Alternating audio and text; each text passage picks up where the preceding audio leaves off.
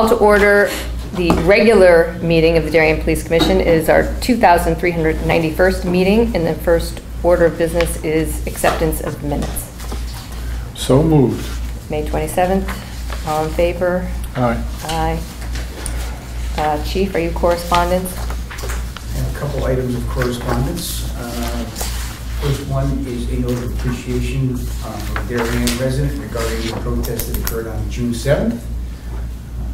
The resident was at the event with their two daughters and husband.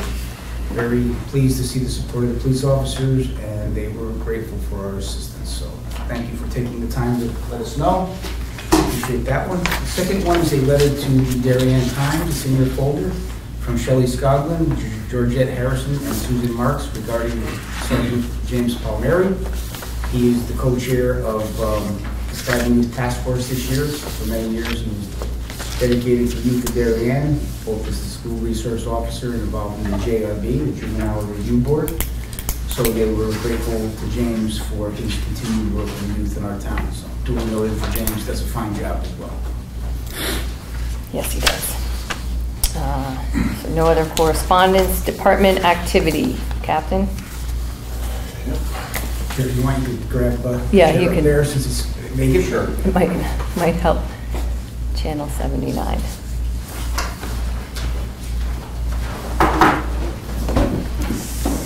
Okay, so this is activity from May 27th till back yesterday. May 30th, 49-year-old Norwalk man was charged with simple trespass and disobeying a signaling officer after a trespassing incident in the Tokenique section of town. On May 30th, a 22-year-old Bridgeport man was arrested for his role in a domestic violence incident on Norotan Avenue. The detective division continues to work on an incident occurring in April, which involved a 20-year-old female being struck by a vehicle while jogging. However, she was uninjured. The incident is possibly related to a more recent New Canaan incident, in which a female jogger was intentionally hit with a vehicle and the operator subsequently assaulted her. The operator was charged with attempted murder as well as other charges.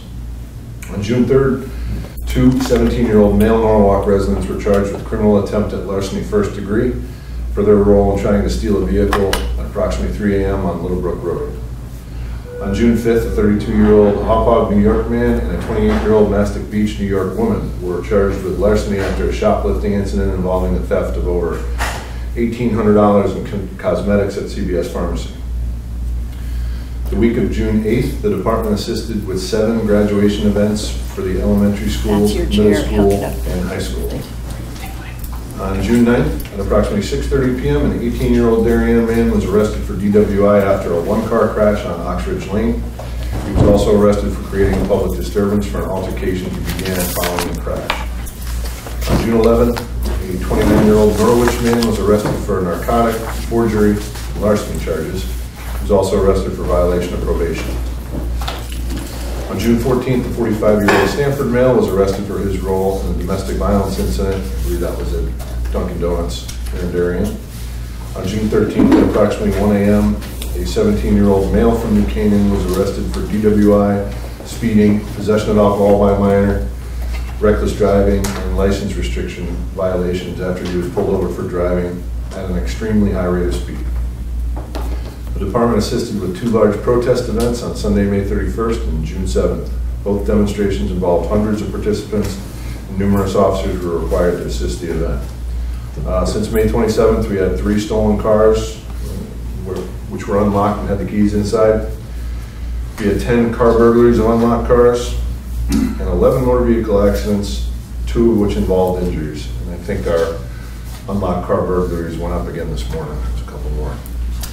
I think Monday night, we had some on Fitch Avenue. We actually saw them. You know, we do see them on a regular basis, and we do apprehend them on a regular basis. And I got a press release from the New Canaan Police Department. They were hit that same night on several streets in New Canaan. But probably the same crew. So we're out there. It's a never-ending tide. And not just us, it's every town in Fairfield County and beyond. It's a full-time occupation for these folks. Yeah, and everyone thinks it won't happen to them, and then it does, and we're back in bad business. but, okay. Cap, I think the commissioner's folder might be over there in that Oh. spot.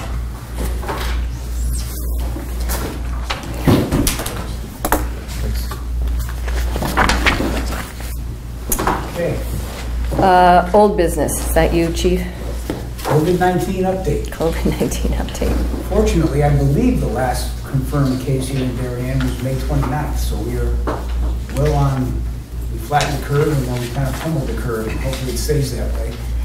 You know, it does have some police-related type overtones to it, because it does make like our beaches busier. Beaches have been busy, boating has been busy, biking, jogging, walking have all been busy. And I think we're doing a fairly good job of trying to keep that in order. I had a couple residents contact me, and I did contact them back, and they said it does seem to have calmed down a bit in the last 7 to 10 days. So that was good to hear, especially around the area of the beaches. To have conversation with the Parks and Rec Commissioner about, you know, overcrowding at the beach and things we can do if it does in fact get over capacity. We're still having those discussions on, do we put variable message board signs out if it comes to be where it is over capacity, where we advise people before they get close to the beach that it's over capacity. So we're still working through that. By and large, I still believe that most folks are doing the best they can, and they're trying to comply with social distancing and trying to comply with the rules, which is pretty much what the executive order was asking for compliance from folks. Well, I would say no cases since May 29th. I do the math, but that's, they're clearly doing something right, because that's a good run.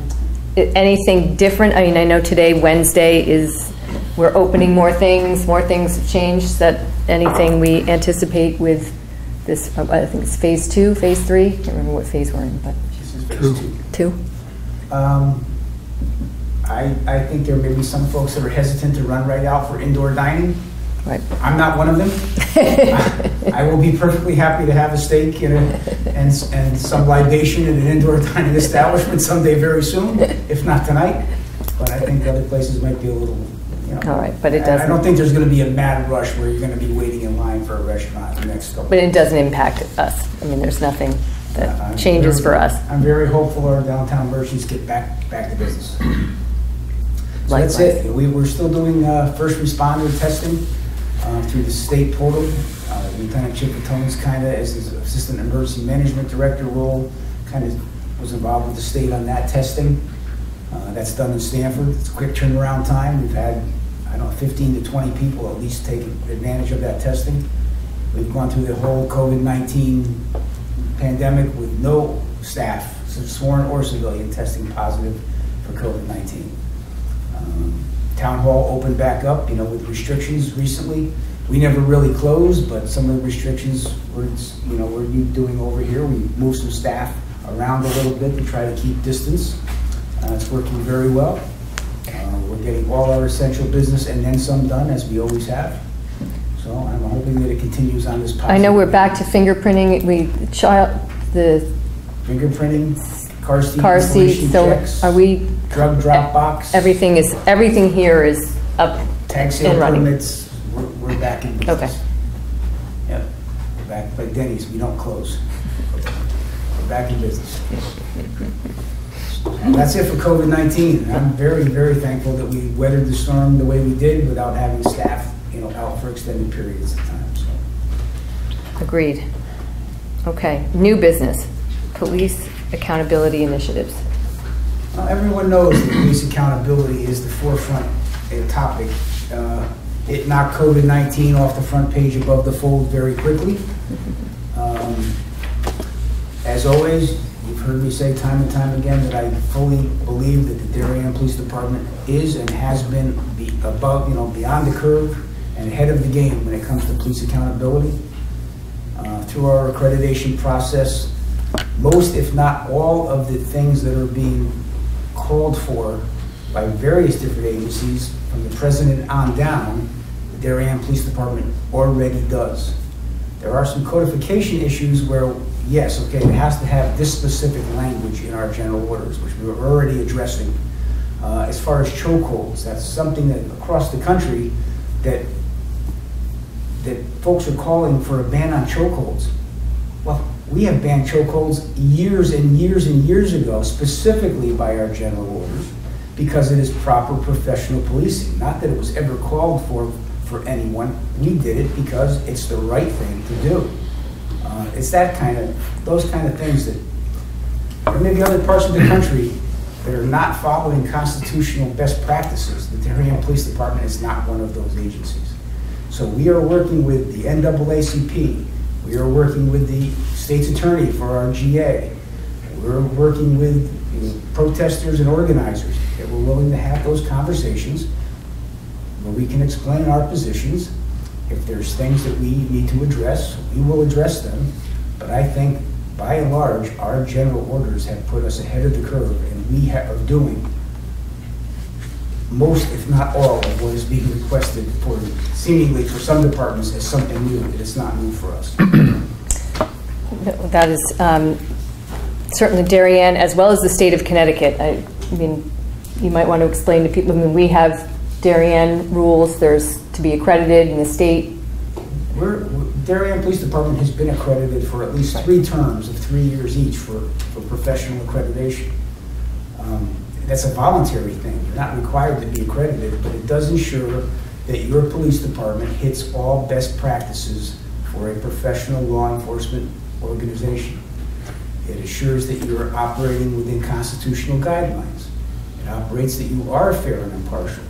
It just confirms that we are doing everything that we're supposed to be doing to ensure that we're giving professional service to the public, free of bias and free of anything outside constitutional guidelines. So we subjected ourselves to that, I don't know, over 10 years ago. I think it was over 10 years ago, where it's a strenuous process. It is a strenuous process. For every 3-year accreditation, you have to assign someone to oversee that accreditation process. And outside auditors come in, not just so you can tell them that you do this, you have to prove that you do it through documents or reports who clearly show the use of force. You clearly have to show what the use of force was, why it was reasonable, as a proof that you were following what you preach. Other things that they're asking for across the country on police accountability initiatives. I got questions about hog tying someone. We outlawed hog tying anyone 25 years ago. Positional asphyxia, which happened, in the Minnesota case. Lieutenant Mike Marsalisi, at least 2 decades ago, was training our officers on positional asphyxia and the importance of getting the person up off their stomach as soon as possible to get them in a position where they can breathe. So this is not something new for the Darien Police Department. We have been training on this, and our officers know this without a shadow of a doubt. The positional asphyxia for us is not going to be an issue. Why? Not because someone tells us that we should do it, because it's the right thing to do. It is the right thing for a professional police department to do, to ensure that someone doesn't die on our watch unnecessarily because they're in the wrong position. That doesn't mean that we don't protect ourselves. It doesn't mean that we don't, enforce the law. But on the same token, right, we are all trying to be professionals here, and that includes maintaining the sanctity of life and not have anyone come under harm when they're under our control. Very clear. I think we're very well positioned now, and we will be even better positioned in the future to ensure that we're doing things the right way. Yes, and I do want to mention a lot of people have obviously had questions for the chief and the captains and us. Don has spent a lot of time in the last 3 weeks answering the emails and answering the questions.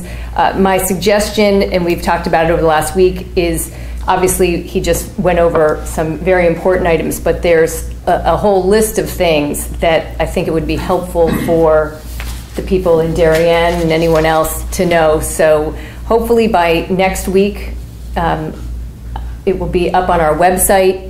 All the questions will compile. A lot of the questions are the same, and people are obviously reading the papers, and there's the 8 points that have come out. So hopefully in one concise document, Don will answer a lot of these questions, what Darien Police does, what our rules are, what we follow, the Connecticut state Again, the list of questions has been lengthy, but a lot of them have been similar in nature. So I think the chief agrees, it would be useful to have that all in one place so that if people do have questions, they can at least start by going to our website. Maybe we would post it in the paper. We'll have to figure out how the best to distribute it to the citizens of Darien, because I think as residents you'll be happy to see, and it's nothing but positive news. And as Don said, most of the stuff we already do, we've done for decades. I think we can be proud of the Darien Police Department, and I think answering these questions will be extremely helpful for all the residents. This discussion kind of circulates around the use of force. Let me be very clear. Our officers are not looking to use force. Our policies and our general orders have been in play for decades, that only a reasonable amount of force for as short a period as time to make it lawful is what is required. No one here is going out to look to use force, excessive or otherwise. We'd rather not do it by using any force, by getting compliance. We've had de-escalation training here for well over a decade, no matter what you call it. We've been training that way for a long period of time. It is the best outcome for all involved, the police officers and the people that you're dealing with. Clearly, that is the best course of action, and the best outcome is going to happen with no force is being used. If I may, one thought I've had, kind of stimulated by the recent, clearly there's almost never been as much interest in policing as there is now. It obviously is catalyzed by national events. We've probably started 4 or 5 years ago, and it seems to be, unfortunately, a bit cyclical. But there's an enormous amount of interest in policing policy right now. And what you just talked about, Mr. Chairman and Chief, sounds like a great addition to the website. But one thing, just food for thought. Given the remarkable amount of interest in what goes on in police work, you might think that somebody from the town would show up to one of these meetings. There is not one citizen from the town in this meeting. Perhaps they're on TV, watching on TV. I certainly hope so. I think there's a kind of a curious, maybe it's a bit of a dilemma in this great interest, but having said that, maybe that people are intimidated by coming into the police department, coming into the police headquarters. And this isn't, I don't necessarily propose that we have an answer today, but maybe we can think about the fact that could we in fact hold commission meetings in other locales that maybe aren't quite as intimidating, whether it's the depot or the DCA or the library or town hall. Because all you hear about is what's going on in the police world, and yet not one citizen from Darien has bothered to show up and get involved. So I find that curious, and perhaps there's a barrier to entry we're not aware of, and maybe we can address it by once a month, once every 2 months, possibly moving the commission meetings to a different venue. You name the venue when you all been. I also, nothing wrong with that suggestion, but I also would like to give kudos to our officers who are out in the community, who do have coffee with a cop, and I think the commission, absolutely, we are available, and if it doesn't seem like we are, we should definitely address that. But I think our officers are certainly top-notch in making themselves available, and they do a lot of things in our community, so maybe people see them out there and don't need to show up to our scintillating meetings. But I think that's a great point. And how many new policemen and policewomen have we hired in the last 5 years? Oh, man. 20, 15? At least 10. 10. For what it's worth, the interview process is fairly daunting for our new person to join this force. As you could just tell by the chief's talk, the standards, the professional standards in the department here are quite high, so it isn't easy to get a job here. And when they go through the interview process, it's fairly challenging, and people are put on the spot. And one of the questions we invariably ask is, how do you see yourself in adding to the profile of the police department in Darien? And universally, certainly the folks we've hired, universally one of the first answers to the question is, police outreach. So as the chairman pointed out, this department has been exemplary in terms of outreach to the community. And every single one of the new folks coming in feels it's one of the top priorities. So clearly the message is out, and very proud to say the Darien Police Department is leading the way. I think they are. Anything else on, we certainly had two, do you want to talk about the two weekend, I don't know, walks or protests? Or I think they were huge. I thought they were hugely successful, well attended. Well, from a public safety So, standpoint, they were well certainly done. successful. We had two weekends. We had the Walk of the Cross, and then we had a Black Lives Matter rally and protest the following Sunday. It was properly staffed by our officers who were engaged as far as possible with the organizers. We weren't looking to be certainly overbearing or joining the protest so much as to ensure public safety for vehicles and traffic. I think we got a lot of thank yous from the folks that were involved.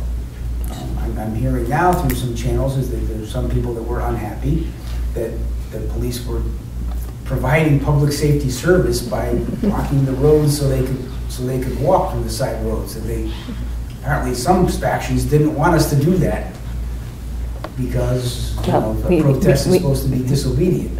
But we still have an obligation, even for protesters, to provide public safety for everyone. So from our perspective, it went well.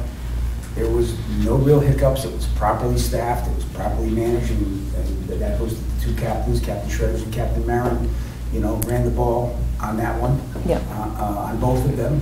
So we were here both weekends, and from a public safety standpoint, no issues. All Everyone good. was respectful. They were loud, they were vocal, they were passionate, but they were As they should be. Yep. orderly and peaceable as what is required under the law. Nope. I appreciate everybody's work on that. Okay. Traffic issues? None to report this Really? meeting. That's super exciting. Entry-level testing. We do have one opening for a sworn officer. We're looking to do our peer staff interviews on July 7th, 8th, and 9th. And we're now checking for the availability of the commissioners the following week, perhaps do interviews for one position. Chief, if I may, we have a little more breathing room on that because the academy was pushed back another month. Okay? It's October, so they're looking at a commuter academy.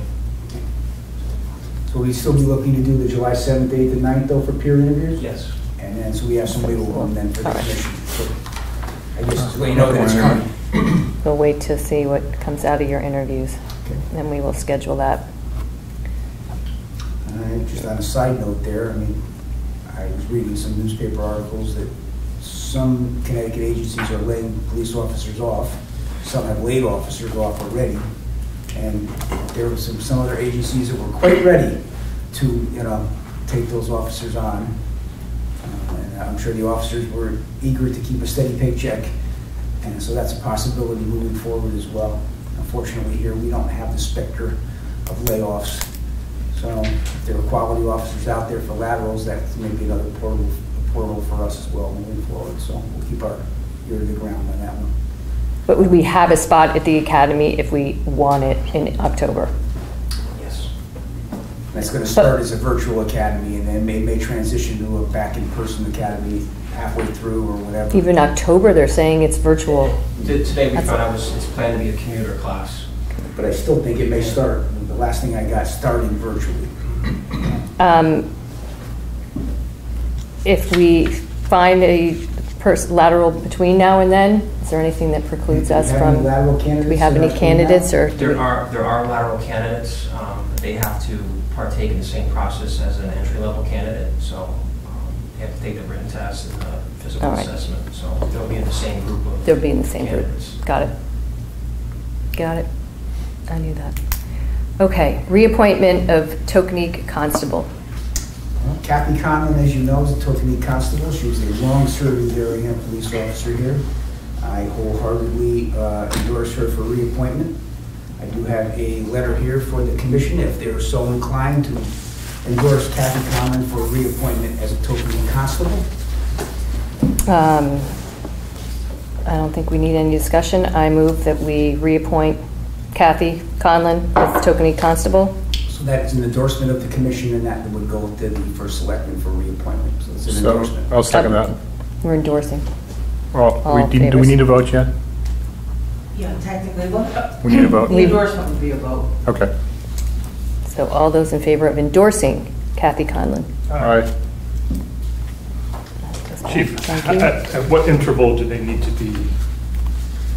I believe that she'll be until 2023. It was a 3-year term, 2022, 2-year term. Yeah, great, thanks. Step increases. Lieutenant Aaron Zullo, Sergeant Mulcahy, and Sergeant Scombros, as hard as it is to believe, have completed their first year in their new rank. Again, I think they've been doing a fine job, all 3 of those officers. And I would endorse step increases from step 1 to step 2 in that rank for all 3 officers. Do we need a motion? I move that we approve the step increases for Lieutenant Aaron Zullo, Sergeant Mulcahy, and Sergeant Scombros. Second. All those in favor? Aye. We just do that. A request from the gift fund. Right, well, we were supposed to have our annual awards dinner in the spring. We haven't had our annual awards dinner for quite some annuals. It's just for several different reasons. We were supposed to have it, and then the pandemic hit, but we fully intend on having our awards dinner. We have many, many officers here that go above and beyond the call of duty and are deserving of awards. This request from the gift fund is for the actual, you can see it, Captain Merritt has an embroidered one on his uniform, but we have bars for service, meritorious service, bravery, honor, some performance awards, fitness awards. This would be for the actual awards that we would give out to the officers. They're not cheap. They're about 12 or 13 bucks a piece, each one of these enameled award bars, but it's something that officers wear on their uniforms with pride, especially on their Class A uniforms when you go to funerals or memorial. Right. I think it's a worthwhile expenditure from the gift fund. It certainly supports the good and welfare of our officers. And I would ask that we would approve a request from the gift fund in the amount of $900. So moved. Second. All those in favor? Aye. The Wall of Chiefs plaques. Well, as you know, in our lobby here outside the room that we're in, we have a wall of chiefs where we have a photograph and a bio of each chief who has served here at the Darien Police Department. That has only been 10 chiefs in almost 100 years on that wall of chiefs. I guess at this point, my picture gets up there at some point. I was just thinking about it, and we were discussing it, that the 3 surviving chiefs, at least, they didn't get one of those. I think it would be a very nice gesture to, when we put the wall of chiefs picture and bio up, that the chief who's retiring gets one as well. We have 3 surviving chiefs now, so I would make a request again. I don't know what the amount of that plaque is. I think they're under $200 a piece, all completely made, but that we would give the surviving chiefs a matching plaque that's on the wall of chiefs here in the police department. So that would come out of the gift fund as well. Yes, please. I move that we, I'm assuming all 3 chiefs would want one, but I will check with them to ensure Well, yeah. that is in fact true. Only if it's a good picture. yeah, we get to It's choose. kind of ironic when you think about it, and almost, we're in year 95 of the police department. Amazing. Year that we've only had 10 chiefs of police, so. We're not looking to make it 11 anytime soon, Don. Well, you have 11, I'm number 11. Oh, well, 12. You might have to get to 12. Yes, I move that we allocate funds from the gift fund to, So if we can put do a the pictures. $1,000 figure on there, that would give us probably 2 chiefs down the road to do that. yes, $1,000. Second? Anyone Second. in favor? Aye. Okay, so that gets us to the end of our agenda, although it's a regular meeting. I don't know, Jamie, if you have we are allowed to add, it's a regular meeting, but otherwise we will go into executive session. Before we go, let's come up with our next meeting. The next one happens to be scheduled one happens to be July 1st. July 1st is fine with me. I'm good. Yep. I'm good. Wow, that was easy. Here on July 1st. Maybe to be determined. In Darien on July 1st, but could we talk about another venue possibly? If the commission wants me to explore, I will see if Well, room 206 is available. Channel 19 has the equipment there. That's totally up to you. I mean, to be discussed. I'm not trying to push it, just. Certainly try to book it. Well, let's not be super fancy. Let's say either here or at room 206. And Yeah, that makes sense. Then we can think about going wild and crazy and what our other options are in the future. I think that makes sense. Not sure how many people are dying on the afternoon of a summer July July 1st to come to our meetings. What could be better to do? Maybe we should serve coffee and bring the dog. If we had coffee and the dog, then people would be coming to our meetings. Yes. We don't have a lot to offer, Tom. No, the dog is the dog is certainly in demand. One of the dogs. Okay, so we are going to go in executive session. We will not be voting on anything out of executive session. So with that, I will adjourn this part of the public part of the meeting.